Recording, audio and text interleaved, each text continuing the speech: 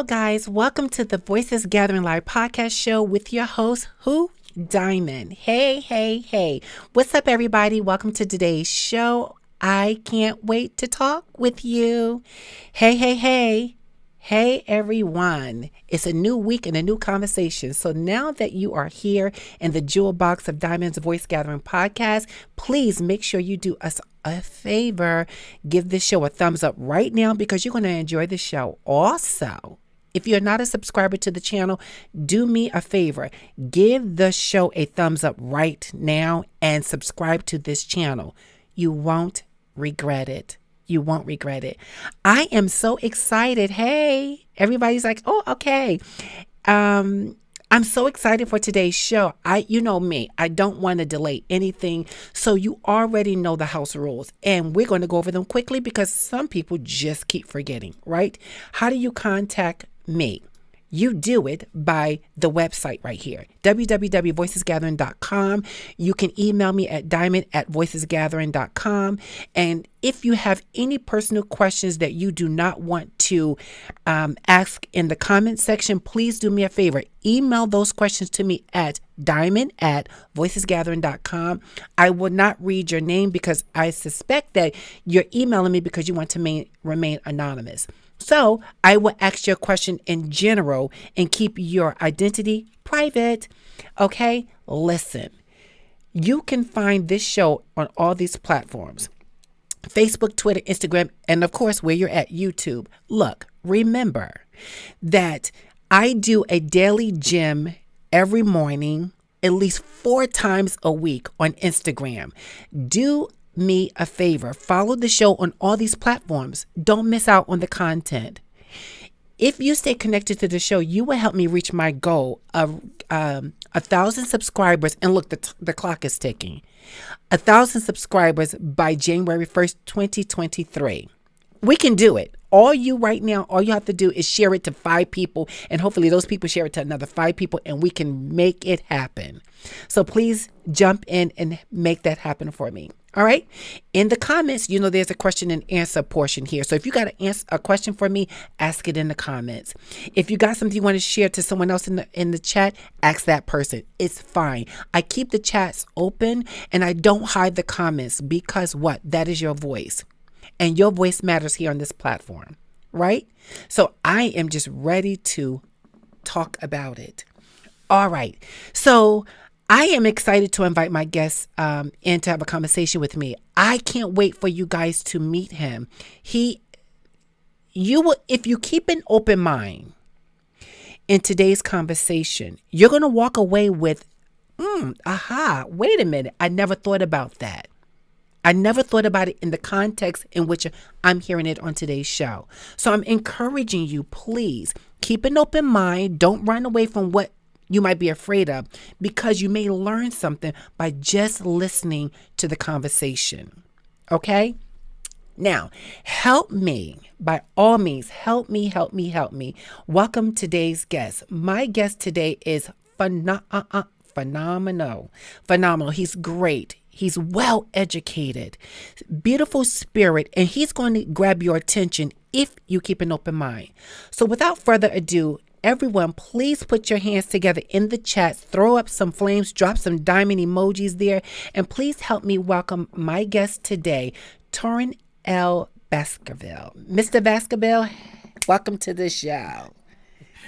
Hey, Diamond. Thank you for having me. Oh, I am excited. I'm excited. I am excited to be here. Let me just say, it's funny, but, you always mispronounce my name. Okay. It's so funny. Is it Baskerville? It is, but the first name is Torrain. Torrain. Yes, but it's okay. I love it. It's okay. I was just like, let me finally correct her. Call me out, baby. I am good. Let's be clear. And mind you, I'm talking to other people about your name, and they're like, "Oh yeah, really? I know him too." And they're just going along with just saying, agreeing with your name is what it is. I believe in calling people in, not calling them out, and so just bringing I you into love the it. fold. Yes, I am excited to be here. I really am. Hey, viewers, how y'all doing? Hey, listen here. I'm so glad you're here. You're a very busy man and you took time out to be on today's show. And first and foremost, thank you for that. Thank you. I do not take it for granted that you have decided to spend some time in this conversation.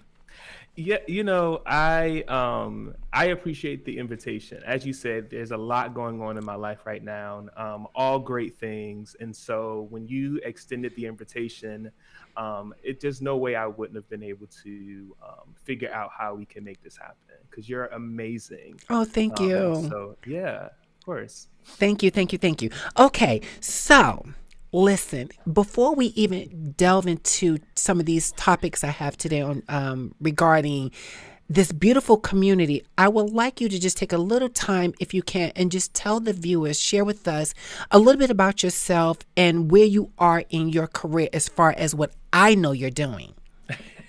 Yeah, so my name is Torrain Baskerville. I am my pronouns are he and him. I am a public health advocate. I am an LGBTQ and HIV activist. I have been doing this work for 11 years. I love what I do. It is a passion of mine.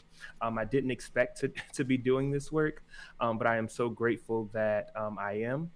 I am currently director of HIV and health equity at the Human Rights Campaign. And before we dive into all of the conversation that we will, I just want to be very clear that the thoughts and ideas shared today are my own and not necessarily that of any Right.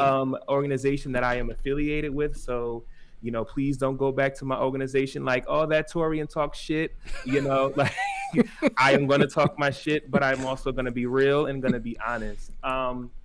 So just wanted to say that, I am a Northerner. I'm a son of the North, but I always say that I am adopted child of the South. I currently reside in Washington, D.C. And yeah, I'm really just excited to be here and have this conversation with you. I like it. I like the fact that let's clear the air out of the room before people smother themselves. Let's be very, very clear. I like the fact that you're pointing out that you're coming with your opinions, your views, and you're not speaking for the organization, which gives you the free will to share what you believe to be what it is or how you see it and not be pigeonholed or dragged by the tail by saying, I'm speaking for my agency. You're not. I didn't invite you here as a representation of your agency. I've invited you here as the gentleman that you are doing great work in the community. So I'm glad you cleared that up right away. Yeah, that's important. I mean, the other thing is that, I am affiliated with many things, right? And so those affiliations may be conflicted, at times. And I may say something that may support one thing, but not support something else that I'm affiliated with. And so I just want to be very clear and put that out there up front, that these are my ideas. This is from Torrain, nowhere else. Yeah, listen, as a counselor who works for an agency, when I have this platform here, I speak and as someone who worked for an agency, they tell us, listen, you're a representation of the agency. Yeah. Yes, but first and foremost, I'm a representation of Diamond. First Okay. and foremost, that's first. So I'm unapologetic about being honest and transparent in my views. However, I'm respectful of the agency by which I work at so that Absolutely. we don't marry those two together. As a counselor, as a motivational speaker and life coach, I can talk and share my views and opinions about whatever the topic is. However, when I'm in my role as a counselor, counseling the individual or assessing the individuals within that space, I know how to separate the two and come up Absolutely. and show up into my position. I wish more people was able to separate themselves and their values, their beliefs, and how they see the world from interacting with other people. I think that's a large part of what all of the chaos that we're dealing with, especially when we talk about dealing with LGBTQ individuals in particular. Yeah, I can actually see that. Which invites me to the first question. So, we are actually approaching fastly an election year. It's happening really, really soon, right? Real Indeed. soon. Yes. And I'm wondering, what are your thoughts and views, Torian, about now that we are getting ready to approach an election, what that will look like for the LGBTQ plus? And I don't know all the acronyms so you can share that. Like, I'm going to be very honest. Like, so, at some point, and we'll get back to that question, you know, when they had LGBTQ, Hmm. I was like, okay. I'm like, okay. And then as time moved on, they started adding more letters to this long thing. And part of me was a little bit frustrated. And I'm like, wait a minute, this is getting too complicated. But I also know that it's my job that if I want to be respectful of the individuals who are walking in that space, I need to learn how to identify and approach that conversation by approaching them how they want to be approached. Correct. So can you first tell us, what are the acronyms? So you have LGBTQIA plus. And so you have lesbian, you have gay, you have bisexual, you have transgender, you have queer and questioning, you have intersex, you have asexual and plus. And I understand that it can be confusing for many, and you look at it, it's like, there's another alphabet added to an already long acronym, right?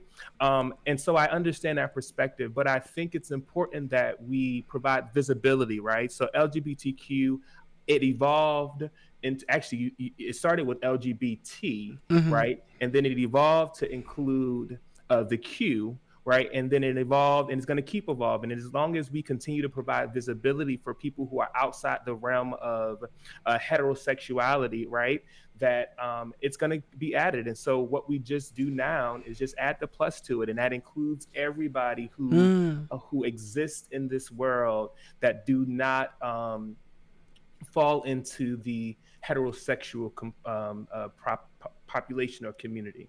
Hmm. Okay, okay. Yeah. And so go with the flow. So since you're bringing that up, g- can you help us understand this whole thing when it relates to cisgender, Yeah. non-binary? Let me tell you something. As a counselor, Yeah. I had to go back and like really do the homework and read and like, wait, what is this? I'm okay, cisgender, like who's cisgender? Am I cisgender? Wait, non-binary, who's non? It was, again, it was confusing, and I think the more we keep changing it, and I'm not saying that to say we should not be changing it, Yeah. because inclusion is very important. Yes. Not being overlooked or not seen. I always say it's important to be invited at the table to share your voice. It's a difference that you're just sitting at the table at the back of the room, right? Yeah. So my goal is always, especially with this platform, is to invite people to have a seat at the table and Right. use their voice to Yeah. empower their steps to greater and better tomorrows, right? Yeah. So with that being said, help us understand this whole thing when it comes to non-binary, cisgender. And Mhm. in the media, let's be clear, some women Yeah. are very annoyed with this whole thing, cisgender. Yeah.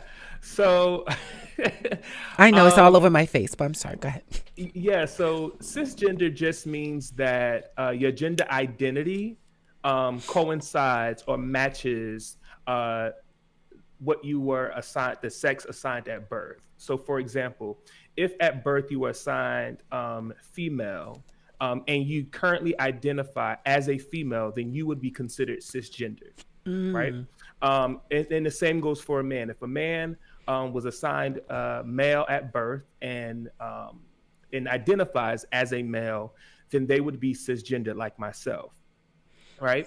And so male and female is a binary, right? There's mm-hmm, two genders, which means there's a binary, right? And so an individual who is non-binary means that they do not fit into either female or male, right? And so mm, they exist in a non-binary space. Now it can be broken down into, well, a person can be non-binary but fem presenting, right? mm-hmm, Or non-binary but masculine presenting, right?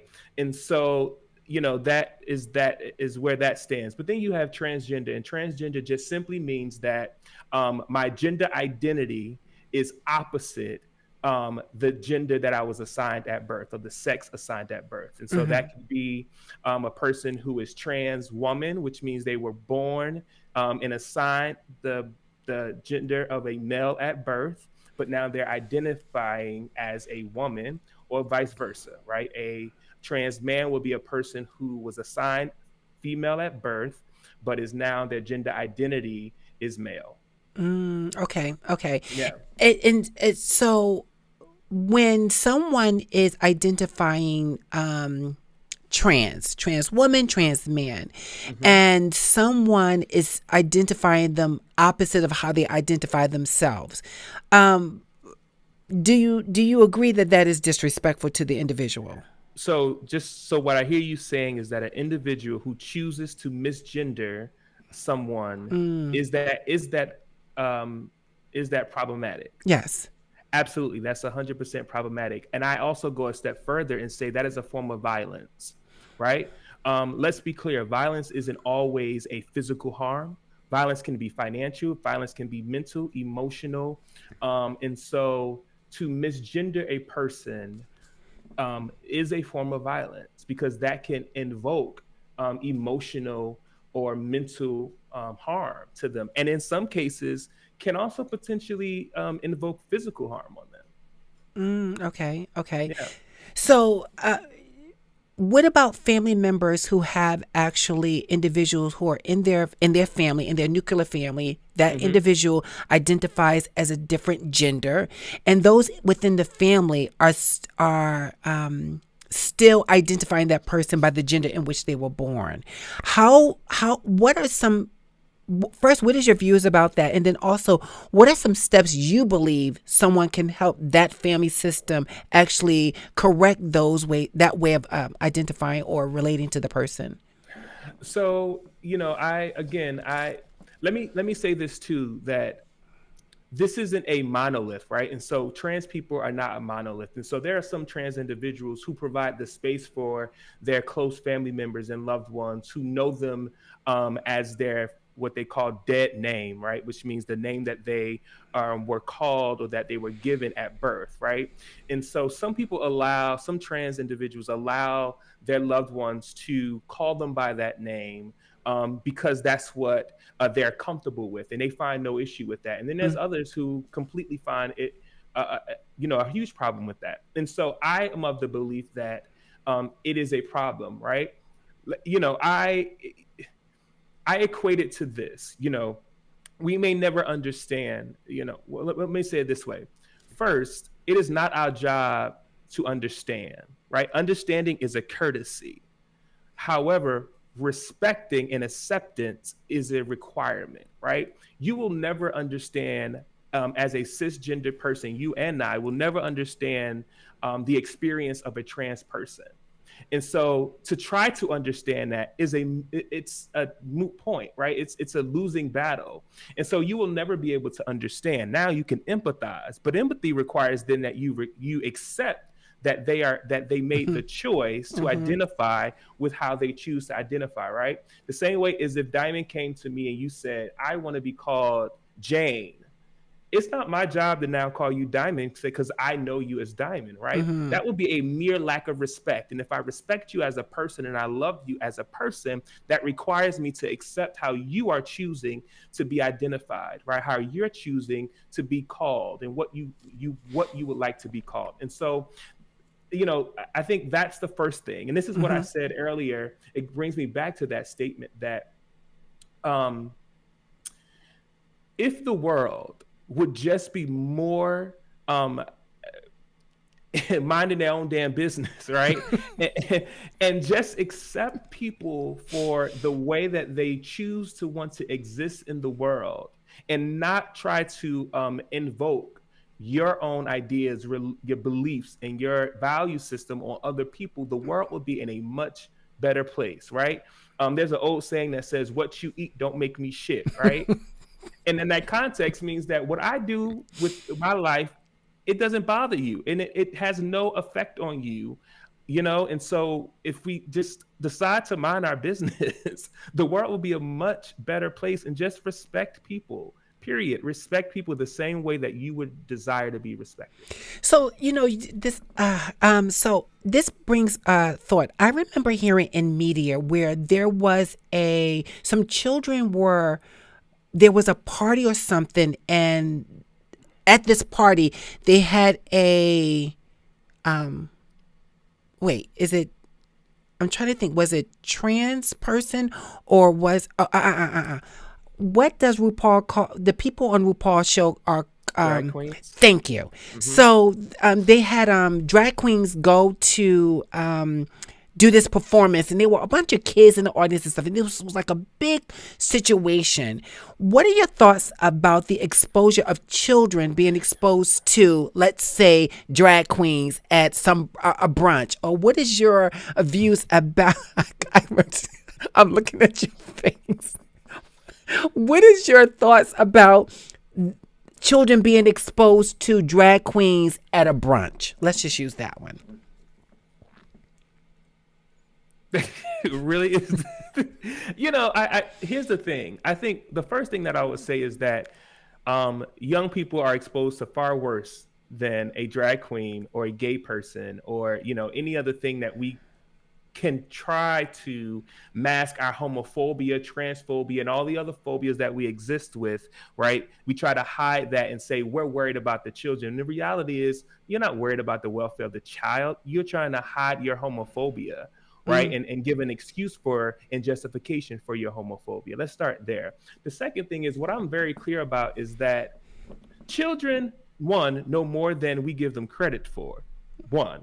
Two, children are more open than adults are, right?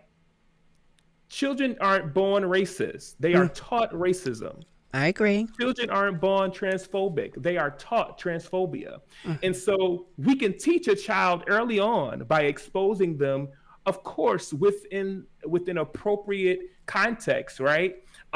Exposing them to all of these things. For example, I have two nieces, and I have a niece who is probably about 8 now, 11, 12.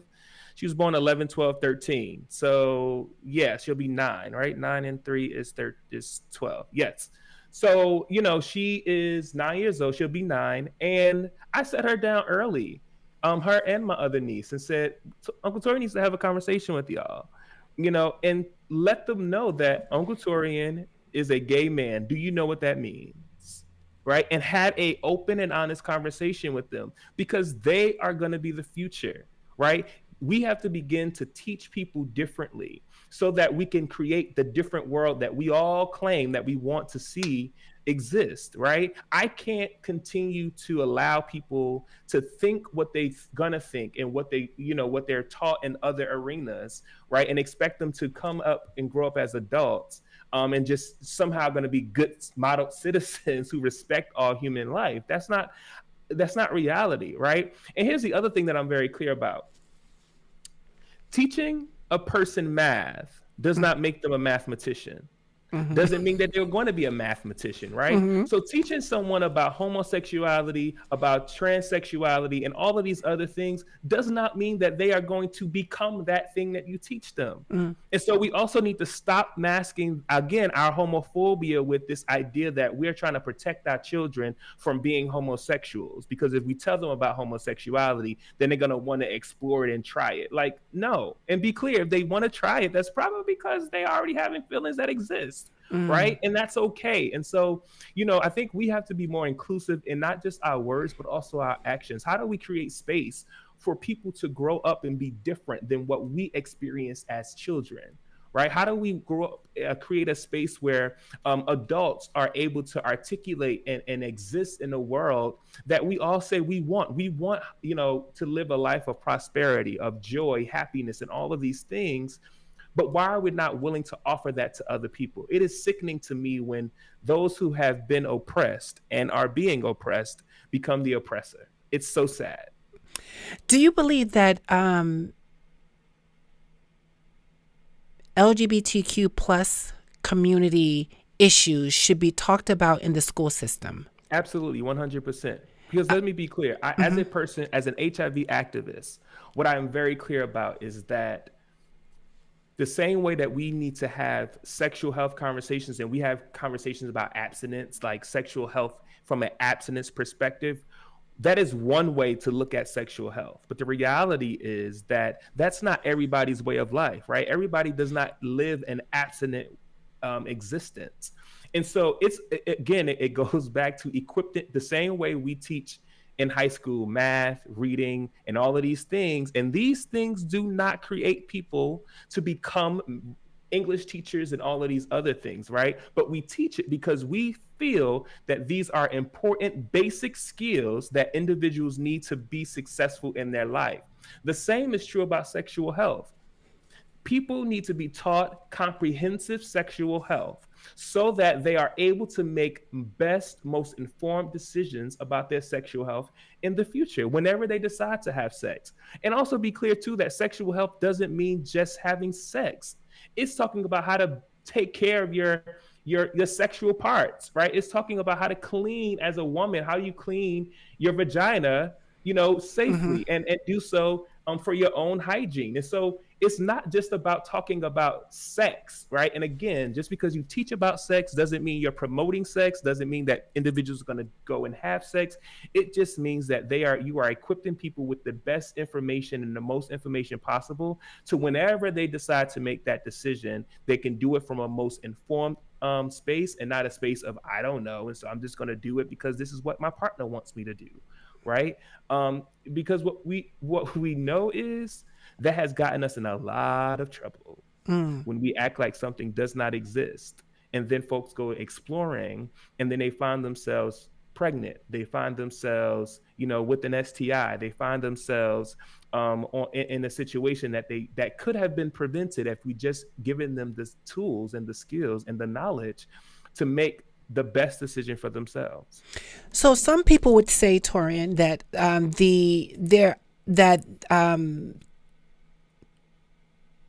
schools have taken control and power in educating people's children about things they have not even talked to them about yet, such as the LGBTQ plus community and trans and boys liking boys and children having same dads or same moms. Do you believe that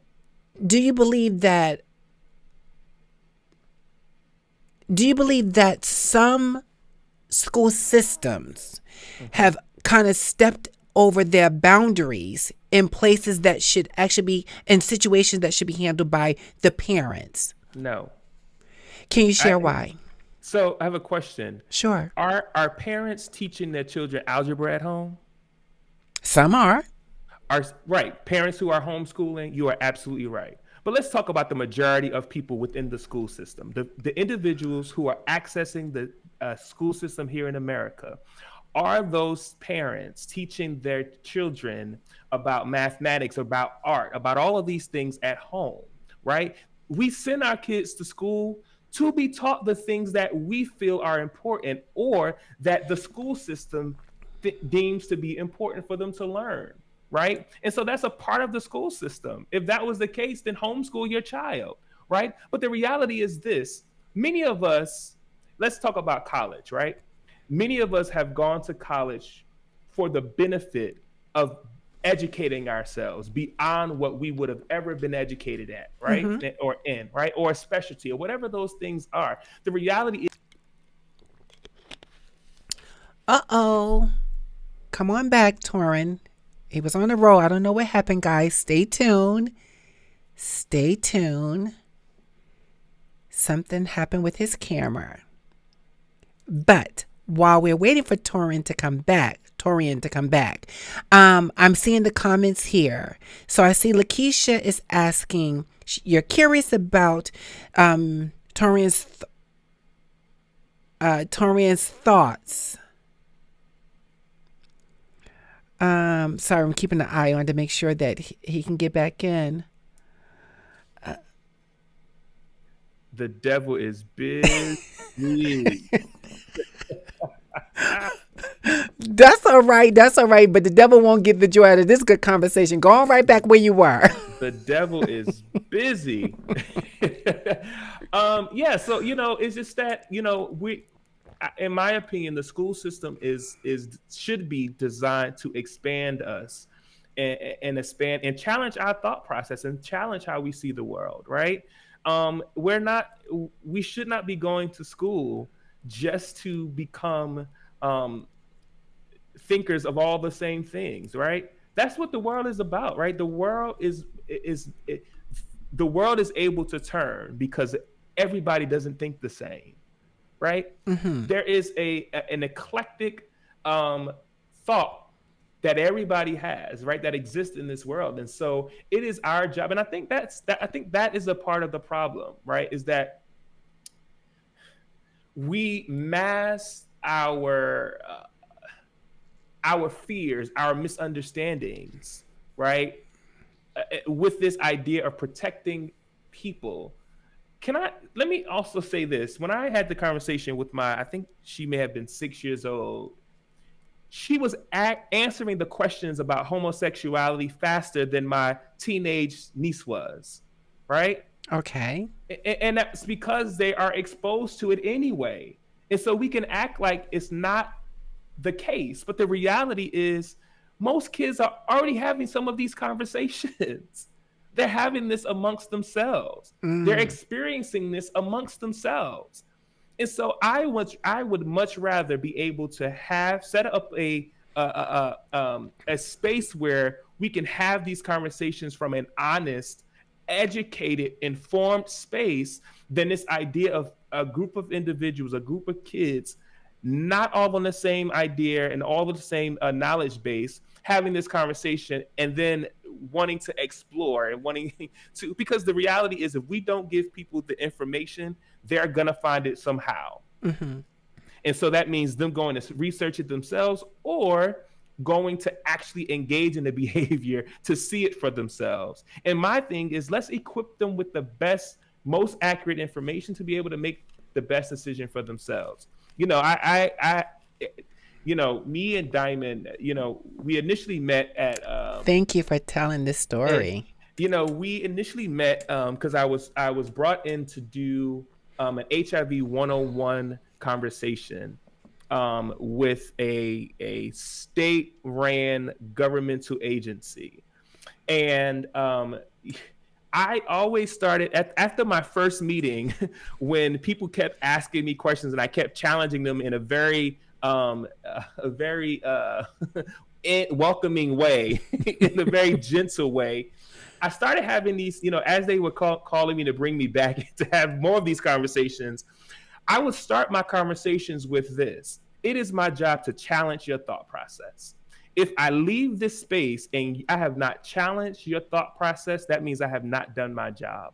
Right. And so I recognize that a lot that I'm saying may challenge the way that you see the world, the way that you exist, the way that your own values, systems, and beliefs. But the reality is, if no one challenges it, that means you may always walk around the world with problematic, insensitive thoughts, and we think it's okay, but then we interact with somebody who we love and adore, and we interact with them in that problematic way, and then we'll learn that it's not okay, right? Mm-hmm. I think it's important that we all set up a space where we all can learn, that we all can, as much as possible, gain some understanding.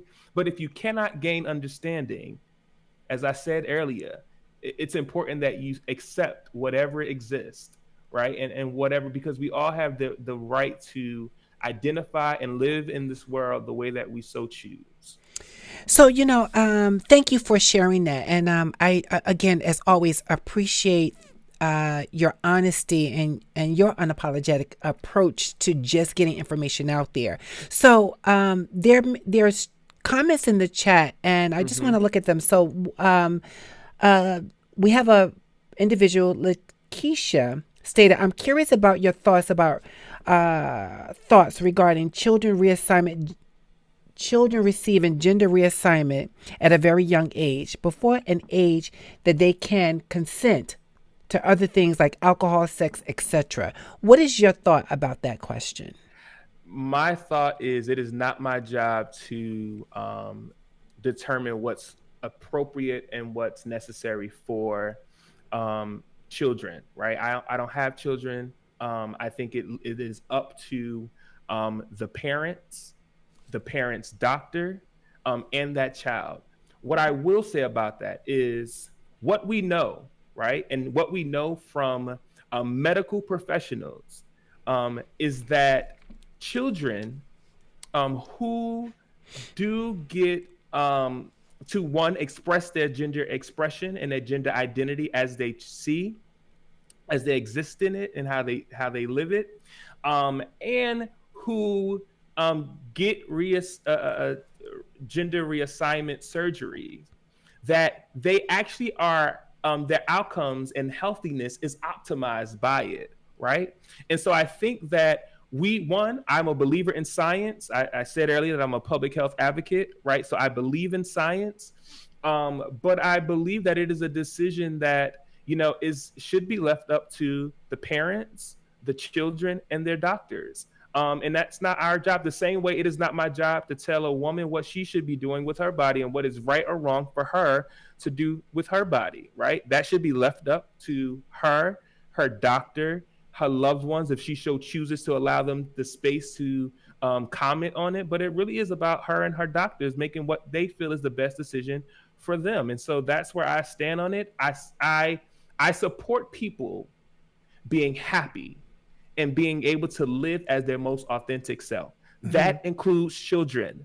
Let's be clear. That includes children, because as much as we want to think that children are absent stress, are absent challenges, are absent the things that we as adults go through, they're not. They experience the same sort of things that we experience. And so if we're not able to handle them and address them early on, we can potentially be creating another cycle of broken, unseen, invisible, or invisible communities. Mm-hmm. And I think we need to move away from that. We've had enough of broken individuals becoming adults.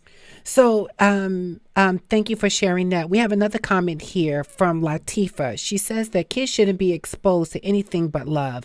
To me, no one should force sexuality on children. Teach them love. So, what is the use of a man in a dress coming to tell?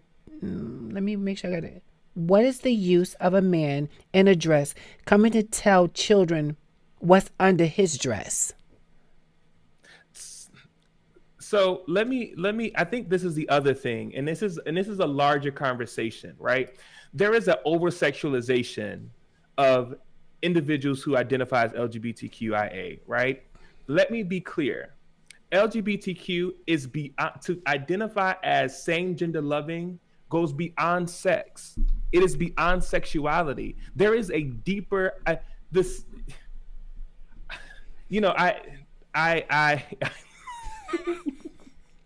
It's okay.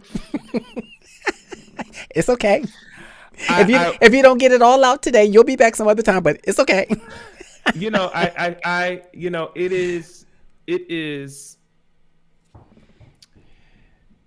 It is disheartening when I hear individuals who speak ill of individuals who choose and let's be clear too, the only choice that people make is to be happy and to live in their truth and live as their most authentic self. And so Latifa, I believe that was the person's Correct. name. Yes. Mm-hmm. Latifa, I was on your side. I was like, yes, everyone should be exposed to love. I agree. Let's also be clear that honoring a person's choice to live as their most authentic self is a form of love, right? That is a form of love and honoring that person, right? And so I'm with you. I agree with you on the first part of what you said. I think it began to get problematic when we wanted to reduce individuals to what they're wearing, right? And to the parts in which they carry underneath their clothing, right? And I think that's where the problem lies. No one says about why a cisgender woman will come and have a conversation about sex when she got a vagina between her legs, but she speaks about and teaches health to men, We don't have that conversation, right? Or vice versa. We don't have the conversation of why are male teachers coming in and teaching women about sexual health. So why is it an issue, or why should we now reduce a person who may identify as transgender or non-binary? Why is it that we need to reduce them to the thing that is underneath their bodies or underneath their clothes? I just think that that's inappropriate, and I think that we have to be careful and be mindful of the words that we say. The saying that we were taught is a lie. Sticks and stones may break my bones, but words will never hurt me. That was a tale, right? That was a tale. Words can hurt. Words do hurt, and sometimes words hurt worse than actual physical harm or physicalness, right? And so we have to be mindful of the words that we say. We have to be mindful of the things that come out of our mouths, because for all of my faith-based individuals and believers, there's power of life and death in the tongue that exists, right? You don't ever want to be that person that potentially says something to someone that pushes them to the point of wanting to kill themselves, and not just wanting to kill themselves, but actually attempting to kill themselves.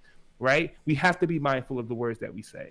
So Latifah ended up saying that, I'm sorry, I don't want the school system teaching my children same-sex sexuality. What's the reason? Now, if my child choose to be that, I would love them, period. What's the reason to be taught that? That was her comment back to that. Thank you. Because it is about inclusion. Because while you may not want to think that your child is a part of the LGBTQ community, or any child in that space there are individuals who are in that space who identifies LGBTQ, right? And it's important, the same way it's important for your child who may be heterosexual to know about sexual health, it is also important that that person who identifies as LGBTQ to also know about sexual health. Right? And let's be clear, just because your child does not want to have, as people say, gay sex, right, does not mean that there's not another child in that room that wants to have gay sex. And it's important that they also get the information that they deserve or that they want. Because again, it's about visibility, right? It's all about inclusion and visibility. So, IROB, yes, that was it. The acronyms was right, and Mr. Baskerville actually cleared it up for us. So you were right, and he was right, and he confirmed it for you. So that was correct. Let's see what we have here.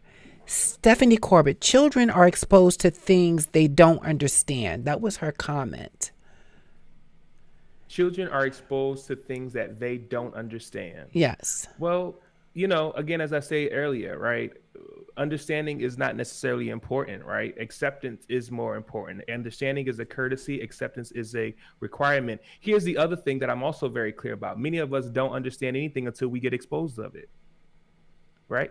That's the point of learning. Learning means that you have been exposed to something that you previously did not understand or know, right? And so, yes, kids are going to be exposed to things that they don't understand or know. That's the point of growing. That's the point of learning, right? We all get exposed to things that we don't understand the more that we live in this world, right? And so, yeah, I agree with you, but that's not a bad thing. I think people will look at it from the perspective of that, yes, we do get exposed to those things, but however, when you're an adult, you can process that information a little bit different, actually, no, much different than a child could. What do you think? No, absolutely not. Because I think the key is openness. I think the key is openness. And again, I don't want to go back to faith, but let's go back to faith for a second, because I know that, faith is a large argument against LGBTQ, right? And one of my questions, go ahead. So let's go to faith, right? The Bible talks about the importance of coming to God with a childlike mind, right? Does not mean that you are a child, but rather means the openness, the willingness that children exist in, right? The readiness to receive information, the readiness to explore and be, and be without fear exists in children. As we get older, we go through experiences that teach us that we have to be shelled off. We have to do this. We have to do that. All of the things that reduce our level of openness. And so, we have to give children more credit than we give children. I also want to be clear too, that I am not saying that the education should not be appropriate to children, to the age of the child. What I am, though, saying is that the information should be accessible to the child. Okay.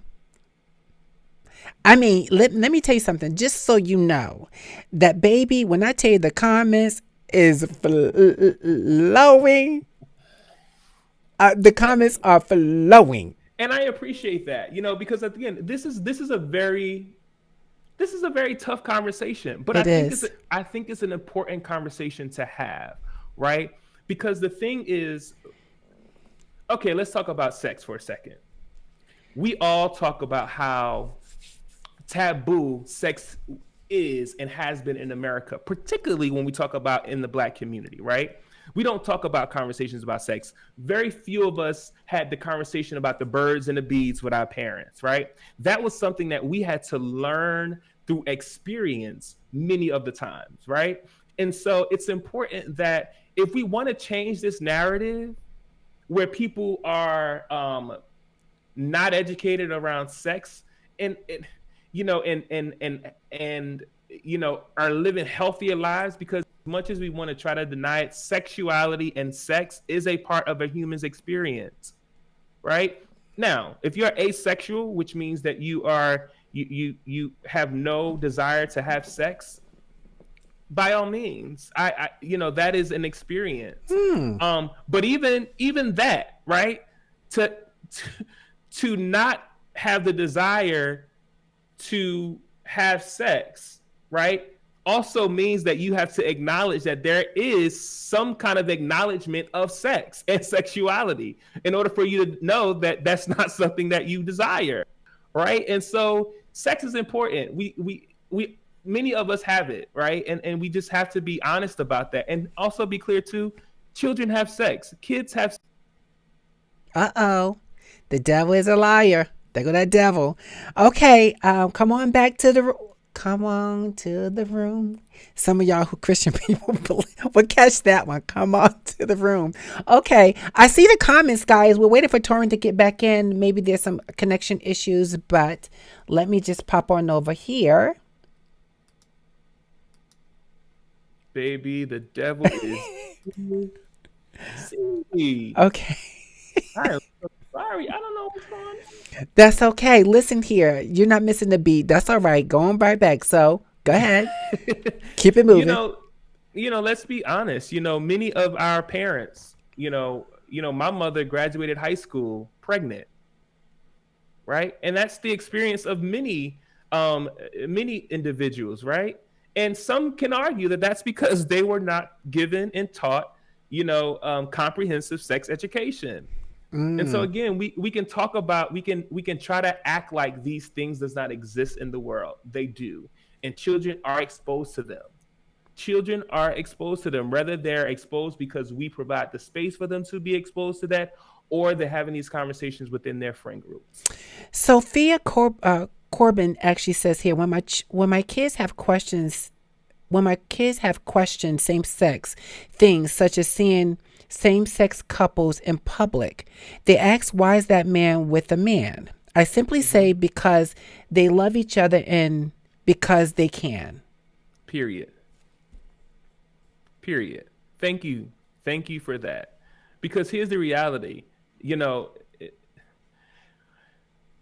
Kids are going to ask those questions, and our answer to those questions will be the thing that either creates a healthy child or a unhealthy child. And let me be clear, a child that's transphobic, a child that's homophobic is an unhealthy child. Have you ever spoken with children in any degree? And I'm talking about young children. I'm not talking about high school children. Mm-hmm. So have you spoken to young children? About sex? About sexuality. About sexuality. Yes, I spoke earlier about how I had a conversation with my 6-year-old niece about it. So let me rephrase that question. Actually, someone that's not related to you. So I know in the work that you do, you're out teaching and informing the community so that those people can know how to move in this space. But I want to know, have you ever been called to speak to young children in some capacity about LGBTQ plus community? Yeah, so I've had conversations with seventh graders. I've had conversations with eighth graders, right? Mm-hmm.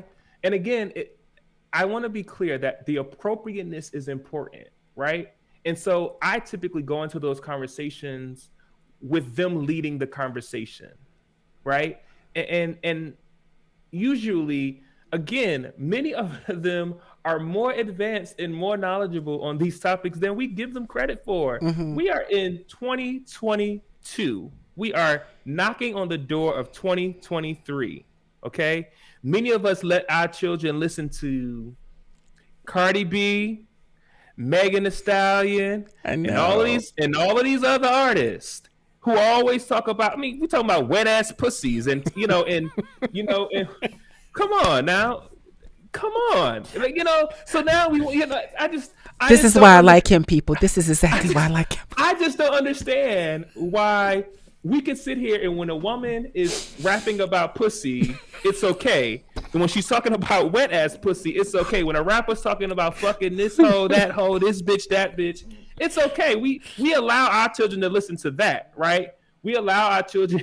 It's okay for that, right? Because that's just music. That's entertainment. But the reality is, again, they're being exposed to sexuality. You don't think that a child is thinking about you don't think a child is thinking about, mommy, what is this between my legs? They wake up to it. They, they wash it. They watch you wash it. You know what I mean? So it's not that they're not getting exposed to these things. It's important that we do it in a way that is, one, again, appropriate. That's age appropriate. But we shouldn't shy away from having these conversations. It does us a disservice when we do. I think safeguarding the conversation, and I absolutely hear you. It's been my experience that parents of children want to have more control in what their children are exposed to. So if they're going to have the conversation about the LGBTQ plus community, if they're going to have the conversation about two men together, two women together, trans, bi, it's been my experience in those conversations that those parents, those adults, those individuals who are responsible to those children want to know that the power of that conversation is in their hands. They don't want to send Mm-hmm. their children to the, school to be. They're saying, I'm sending you for arithmetic, reading, writing, and all those other things. I'm not sending you there to be taught about the LGBTQ plus community. Now, I'm not saying I agree or disagree. What I'm saying is, to the voice of those individuals, I think we need to pay attention to those voices and how do we have a conversation that, one, is in a safe space, non-judgmental or accusatory, and that we're willing to say, hey, let's just talk about this slowly so that there could be some improvement and comfortability in having this conversation at a later time.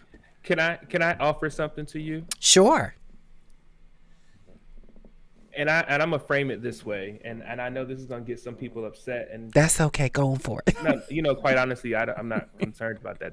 That don't bother me, because I'm clear that being upset is a temporary emotion. Um, so here's the thing: if we heard a white person say that, oh, we don't need to worry about slavery and end slavery, we need to do it incrementally. We need to small changes towards ending racism. Black folk will be up in arms. Black folk will be up in arms. That's a part of white liberalism, right? The idea that we can't take progressive change, that we can't have conversations honestly and openly, that we need to make these small incremental changes that make people comfortable to have hard conversations. And the reality is this: that doesn't move towards progress. It doesn't. It doesn't move us towards the needle of having more free, liberated individuals in this country or in this world for that matter. There are countries in this world who do not see sexuality the same way that America does. They just don't. And when we look at the healthiness of those countries, many of those countries are healthier people than America is. And that's just reality. That's just the reality. That is, anyone can go and fact check that. Right? The reality is, people don't, only in America do we see sexuality and sex the way that we do. And it's problematic. It's problematic. So, no, I don't think that it's this idea of incremental change towards liberation for LGBTQ people. Why is it that when we think about LGBTQ individuals, that it has to be an incremental change towards liberation? Towards we have to get this small, you have to have this small conversation. Let's just go over pronouns and go over the LGBTQ and what that means. And no, because again, we do not give children as much credit as we should, because we think that we're shielding them, and the reality is we're doing a disservice to children by not exposing them and having these conversations with them that allows them to see the world in its fullness. Just because we don't agree, or we think that that is an abomination, or that's bad, or that's nasty, and that's you invoking your homophobia, transphobia, and all this other phobia onto your child. And then you wonder why we create these people with heart. As a gay man, I can remember being in a room where my mother and other family members are using words like faggot when they're looking at the television to talk about people on the screen, not knowing that I was a gay man the whole time, not knowing that I am struggling with my sexuality. And here I hear my mother referring to someone on the television screen as a faggot. Here's the reality, is that while you think that you're not talking about your child, right? Because you're talking about the person on the screen. When you're talking about that person and they are a representation of that community, you're also talking about your child. You're talking about your child. And so what do you think the child hears when they hear their loved one calling someone else disparaging words that they are dealing with themselves? Wow. Wow. Deep. Very deep. So is it easier or better to have the conversation? Or is it easier or better, or not easier, or is it better to have these offhand conversations that you're just, I'm just talking shit? But in reality is we don't know the experience of people or what people may be dealing with. And if you're not creating the space for your child to come and talk to you honestly and openly without judgment about what they are experiencing, yet here you are creating a world that you're diminishing and disempowering their existence when you see something that you don't agree with. I am telling you now, as a person who has experienced it firsthand through my own life and has seen it happen when I'm working with children and working with teenagers, they come to me then to have these conversations. And let me also say this: if you don't know how to have that conversation, you can find somebody who does. Mm-hmm. There are so many organizations, there are so many people out here who are able to have the conversation so that you're not creating more harm and causing more harm to your children, unbeknownst to you, because you think, oh, I'm just talking and I'm just seeing the world through my lens. But what happens when that child hears you saying something disparagingly about a community that you don't know that they may be identifying with? I think, first and foremost, thank you for sharing such a personal experience that you went through and painted a picture so that we can see it actually. And maybe some of us have in real time, but you actually shared an experience that you yourself had endured during some period of your life. And now to have a different view about that and speak from a personal perspective, I think is profound. I think that until people can relate to a situation or see it up front in their face, they can't understand it. It doesn't exist. Out of sight, out of mind, right? So I appreciate you sharing that. I would say that it's not about understanding. It is not until that happens that they're open to accepting it. Because again, you may still not understand why someone has a desire to be homosexual, right? Or has a desire to be with a man. Because let me also say too that homosexuality is not a choice. It is not a choice. I'm sorry to burst your bubbles. It is not no choice. The same way, no more than you being heterosexual is a choice. You didn't wake up one day and say, I'm heterosexual. Your desires are what your desires are. It is that exact same way with homosexual individuals. The only choice that is made is that we choose, despite what the world tells us, we choose to live as our most authentic selves. That's the only choice that we make. is to live beyond what people tell us we're only supposed to live and how we're supposed to live for the sake of doing and being who we are.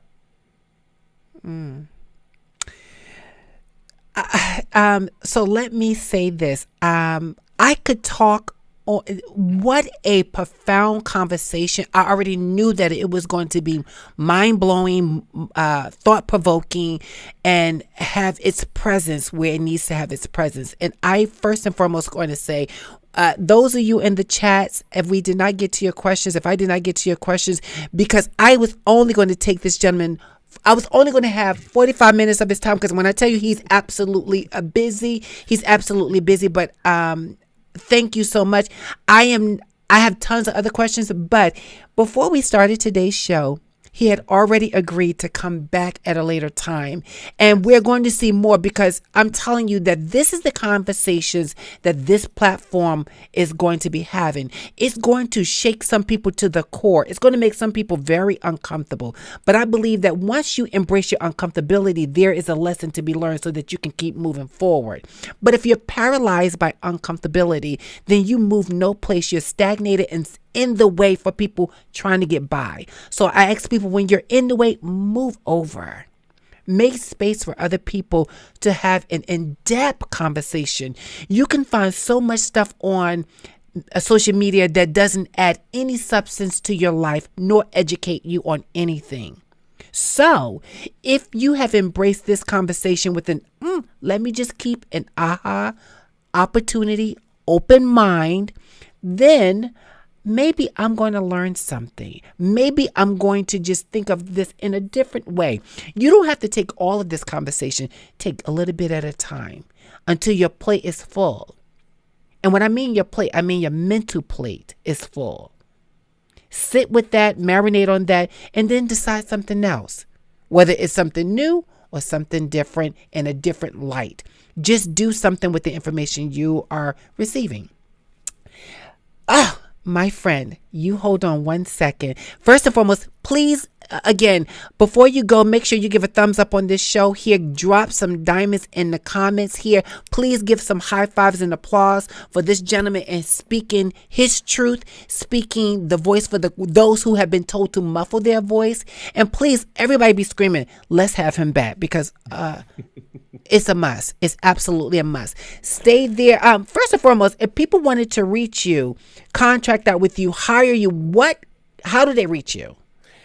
Yeah, so you can find me on social media, Torrain L. Baskerville on Facebook. You can find me on LinkedIn. Again, Torrain Baskerville on LinkedIn. And yeah, I enjoy these conversations, and I think it's important for us to have them to make space for all different ideas and theologies and ideologies. I also think that it's important that we are all open to conversation. Conversations move things, right? And it's important that we be respectful, we be honest, and we speak from our truth. And that's what I like about you. All right, sit right there 1 second. I see new people in the comments. Thank you so much. I will shout you out, but it's going to take a lot of time. But please come back. We're here every Monday, 6 o'clock with new show, new topics. And sometimes it's guests on the show. Sometimes I'm talking directly to you. And if you want to be a guest on this show, all you got to do is just email me at diamond@voicesgathering.com. Hold on. Thanks so much, everybody. I truly appreciate you guys. I really, really do. You have no idea how thankful I am that you showed up and been a part of the conversation. Until next time, be good to one another, as I hope this conversation was to you. And I will see you next week. Same time, same beautiful channel. Goodbye and be well.